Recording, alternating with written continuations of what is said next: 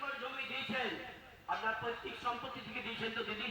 আমার প্রশ্ন, আপনি যদি আপনার পৈতৃক সম্পত্তি থেকে দেন, কোনো কথা নাই, সরকারের পদাধিকারী হয়ে সব ধর্ম সংস্থানের উপরে সোজাসুজি একই দৃষ্টিপাত রাখুন।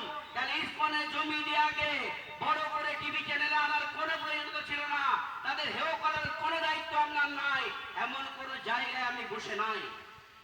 দাদা বলতে বলতে বলছিলেন, একদম পরিষ্কার কথা বলি, ভারতবর্ষ ধর্ম মেরুদণ্ড, ধর্ম ছাড়া রাজনীতি হতে পারে না, এটাই ভারতবর্ষ।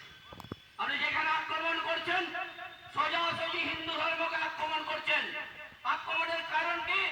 যদি আমি আমার অঙ্ক করে বুঝাই বন্ধু, পরিষ্কার ছবিটা পাবেন।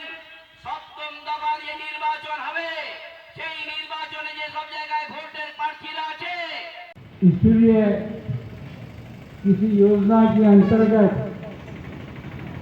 शायद हम लोगों का यहाँ पर एकत्रीकरण हुआ है। मैं चंद मिनटों पहले यहाँ पहुँचा, इसके 1 घंटा पूर्व मुझे जानकारी नहीं थी, इसके लिए मैं माफ़ी मांगता हूँ। लेकिन यहाँ पहुँचते ही कुछ इस प्रकार के विद्युत करंट लगने लगे, जैसे ये योजना भगवान की बनाई हुई है कि अन्याय। এই মাইকের আওয়াজ যতদূর পর্যন্ত পড়ছে, তাদের সকলকে আমি আমার সশ্রদ্ধ প্রণাম জানিয়ে কয়েকটি কথা বলতে চাই।